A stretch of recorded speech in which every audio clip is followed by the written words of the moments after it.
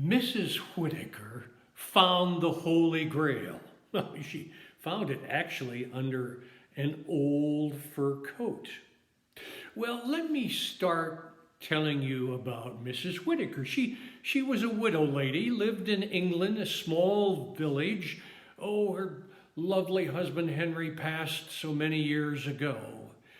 But every Thursday, Mrs. Whitaker would leave her home, take her shopping bag with her, and walk the several blocks to the village and to the post office where she would pick up her weekly pension check. After doing that, she quite often went down the street to ye old thrift shop, where she would walk in and peruse all of the interesting things there. Now, this particular day, she walked in and there was a young lady, a new lady, and she was maybe 16 or 17. She was at the counter and she was busy reading a copy of Modern Woman. In fact, she was taking one of the surveys in the magazine to test and survey her psychological being, if you would. But what she would do is she would look at the question, then she would go to the back of the magazine and look for the answers and say, I think that's me. Well, Mrs. Whitaker said, oh, you're new. What is your name? She said, my name is Marie. Oh, Marie, I'm glad to meet you. But then Marie quickly looked back at her magazine, and she was a little scruffy looking and a bit overweight. And her clothing was, well, it looked like it might have come out of the thrift shop. Well, Mrs. Whitaker passed by her and perused all of the wonderful things in the thrift shop. She noticed, for instance, there was that stuffed cobra. It had been there for at least 6 months. As she went by it, she patted its head and a little dust flew off of it. She moved a little further into the shop, and in the corner there was a stack of things in the shelves, including some chipped porcelain cups. There were some magazines stacked there, and then of course there was this old fur coat. Oh, it was pretty shabby. No, I don't think so. She lifted it over, and there underneath it was this rather interesting cup. She knew right away what it was. She picked up the cup. It was quite scruffy looking, and there was a little white tag on it saying 30 pence. She said, perhaps. So she put it aside. She went over and began to look at some of the paperback books. They had quite a selection there. Oh, there's one. She pulled it out. Her Turbulent Heart. Oh, that looked interesting. So she picked that up, and then she went back and looked at the cup again and said, well, I think I'll take that. So she took the two items back to Marie, who put away the magazine for the moment and collected 40 pence for the book and the cup.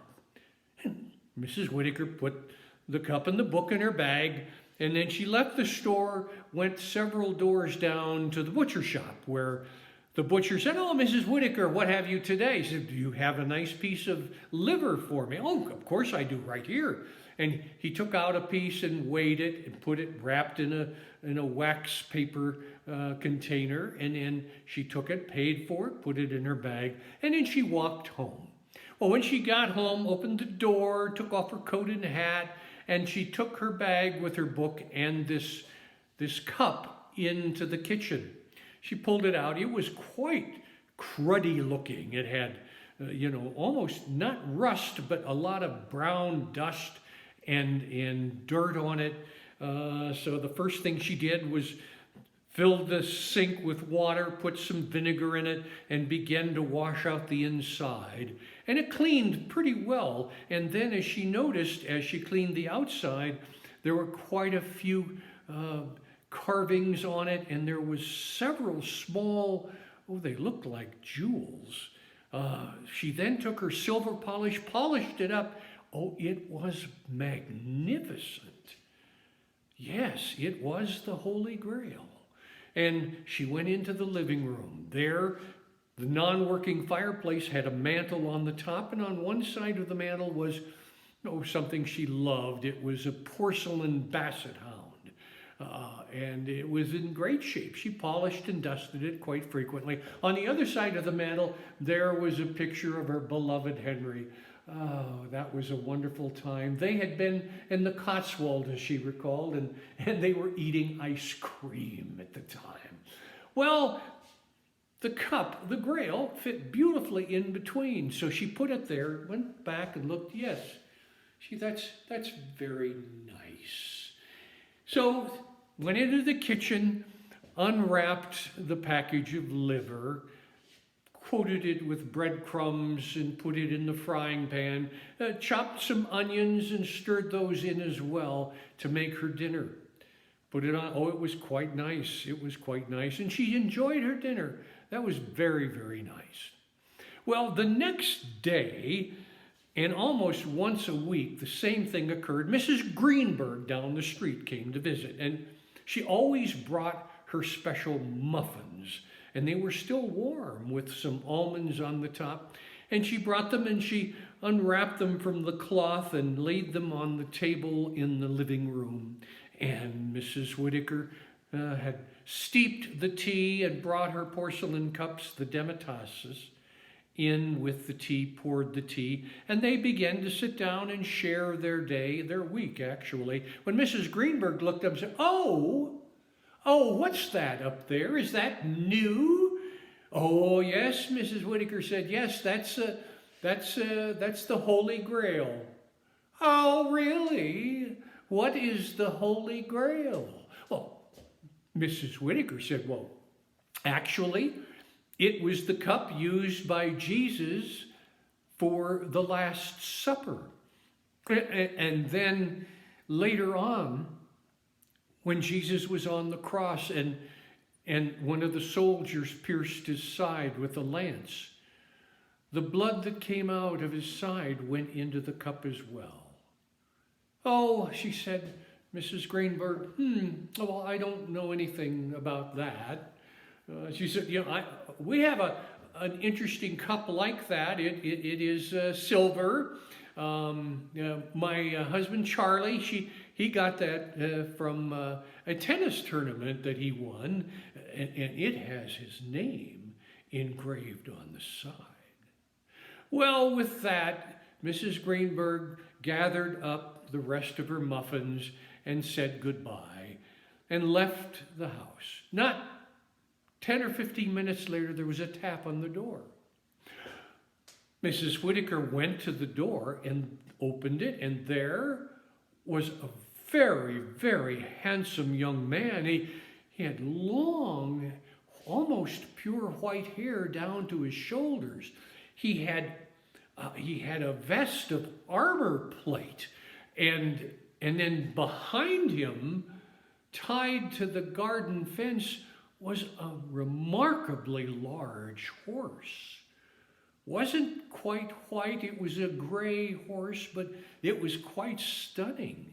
And the young man said, I'm here and I'm on a quest. I'm on a quest for the Holy Grail. And I've been told that you purchased it recently from the thrift shop. May I come in? Oh, no, Mrs. Whitaker said, no, we don't allow strangers in. You know, I'm a widow lady, but do you have identification?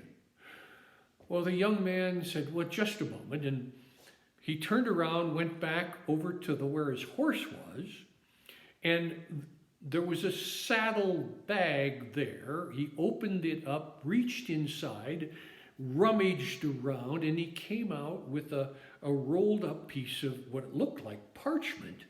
He brought it back to the front door and he unrolled it. It was a scroll, and he gave it to Mrs. Whitaker to read. Why, Mrs. Whitaker? She quickly went, put on her reading glasses, and she read it. My, this is signed by, well, the king. It says that I hereby introduce you to one of the knights from my table round, Sir Galahad, and he is on a holy quest. Please would you honor him as he is searching for the Holy Grail. And it was signed King Arthur. Well, Mrs. Whitaker rolled it up, gave the scroll back to the young man. He said, I guess it's all right for you to come in. And so he came into the house. She said, would you like some tea? He said, well, that would be lovely. So she went out. She had, the tea was still steeped from her visit with Mrs. Greenberg. She brought a cup out to him. She poured it, and as he took the tea and the demitasse cup in his hand, he looked up, and there he saw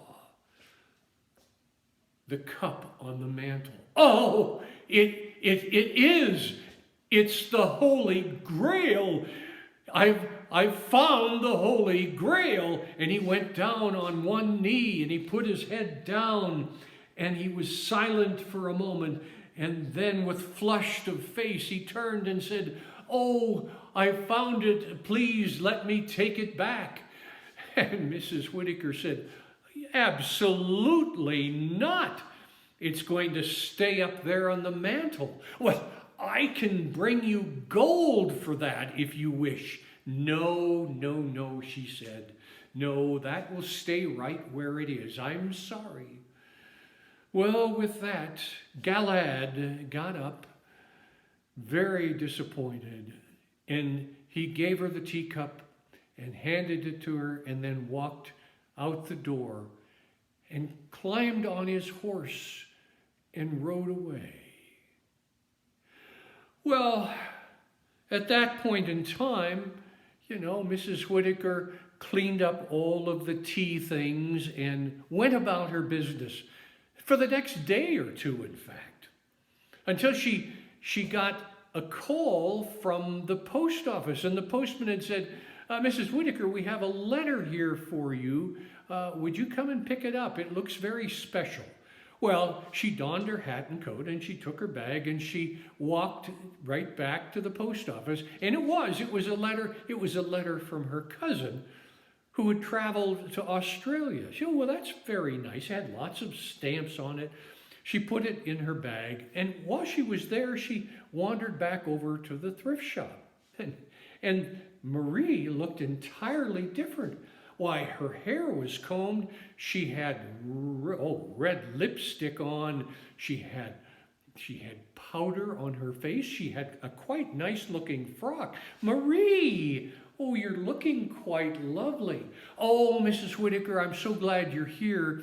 I hope you didn't mind. There was this young man who came to the shop asking about the cup. The cup that you bought, and he asked who purchased it, and I said, well, it was Mrs. Whitaker. He said, well, can you tell me where she lived? And Mrs. Whitaker, I hope you don't mind, but I did tell him where you lived. I have to say, oh, he was quite dreamy. He was a lovely young man, and I was quite taken with him. Yes, I was. Well, Mrs. Whitaker said, that's fine. Yes, he came and we had tea and then he left. Well, Mrs. Whitaker went back and put her things away at the house, went out and started gardening. She loved her garden, but she was so kind to all of the creatures. She was gathering those slugs that were bothering some of her flowers and things, and she was putting them in the bag when she heard a cough, and behind her, she turned and saw there was Sir Galahad again, and his horse was behind him. And he said to her, I've come back. Can I come back? And I have something for you. And he had this very long package wrapped in leather. And she said, well, you can bring it into the house, but first, can you help me here? Here's this bag of slugs. Would you please take them over to the creek and release them so they'll be fine? He said, well, of course I will. And by the time he came back, she was in the house. He knocked on the door. She allowed him in. And he quickly unwrapped this package. And it was a long sword, and it was very heavy, and it had all kinds of intricate carving on it. And he said, this is a magic sword. There's only 2 of these in the world. And the person who has this sword can do no wrong, can be so honest and fair. And the jewels on the pommel will prevent poisoning for the holder. And this sword is yours. In return, I would like the Holy Grail. Well, Mrs. Whitaker said, no, I don't want that sword. Now, Henry, if he were alive, he would love to have that sword. He would hang it up on the wall right above his stuffed carp that he caught so many years ago. And he kept telling people about the story of the carp. The sword would go very well there. But no, that's not something that I want. Well, Sir Galahad said, I guess then I'll have to leave. And he said, are you sure? He said, no, wrap that up and take it back with you, which he did. Well, it was a long several days, and Mrs. Whitaker kept doing the kind of things that she did until she heard another knock on the door, and there again was this young man. He said, please, could I come in? I have something for you. And he had a leather pouch, and it was tied around his waist with a leather belt. He sat down with her, and she said, well, fine. Would you like something? He said, no, but I have this. And he pulled out of the leather pouch a stone. It was a translucent stone, and it gave off light. And he said, this is a philosopher's stone.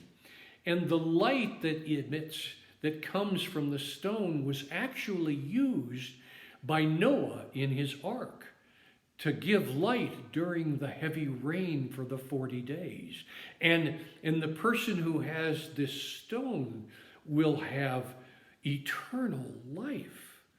Well, and that's not all I have. He put the stone down on the table. He reached back into the bag and he pulled out an egg. Well, it was a large egg. It was as large as a goose egg. He said, this is the egg of the bird phoenix. And the bird phoenix brings wealth to the entire world. And this can be yours if, in fact, you will take it and give me that Holy Grail. But, he says, I have something else. And he pulled out of the bag it was an apple, but it was an apple that was carved out of a red ruby. And it had a leaf of gold on it. And he gave it to Mrs. Whitaker. And as she put it in her hand, red ruby liquid came out of the hand. It was so warm. And the apple was warm. And he said, this is the apple of Hebrides. And it is an apple that will bring not only youth, but it will bring great pleasure. Well, as Mrs. Whitaker was holding the apple, very warm, she began to flush of face. And she looked at Sir Galahad, and he was looking yummy and better, and as Marie said, quite dreamy. She put it down. She said, you should be ashamed of yourself. I am a little old lady. I don't want something like that around. However, she said, I see how much you want the golden grail, the Holy Grail. And I know it is a quest. So I will take the stone. I will take the philosopher's stone. I will take the phoenix egg. You keep the apple, and I will give you the Holy Grail. Well, she picked it up off the mantle and handed it to him, and she put the stone on one side, and she put the egg on the other. right between the porcelain basset hound and the picture of her beloved Henry. And she stood back. She said, "That's very nice." And with that, Sir Galahad left. Now the next day, Mrs. Whitaker went back to pick up her pension and stopped at the thrift shop. Well, Maria was nowhere to be found. "Where's Marie?" And another lady came up. "Oh, Marie left with a very, very handsome young man, and they rode off in a horse together." "Wasn't that wonderful?" she said. "Well, in the meantime," she said, "well, let me look around to see if there's anything new. Yes, there's still the stuffed cobra. No, I don't want that. Well, over in the corner, tucked away, was something she hadn't seen before.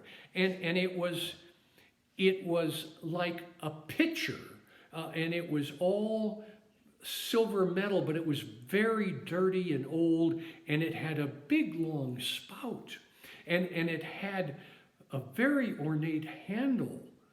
And then tied to it with string was a brass ring. "Well," she said, "isn't that interesting?" "Yeah," she said, "that just came in. It kind of looks like an oil can." "Oh, no, Mrs. Whitaker said, "no, that is not an oil can. I think that is a lamp. And I am sure it is a special lamp." She looked at the tag. It was 50 pence. "Well," she says, "no, I don't think so." She says, "I have no place for it." And as she left, or almost left, the thrift shop, she turned around and she said, "I would be careful not to rub that lamp if I were you."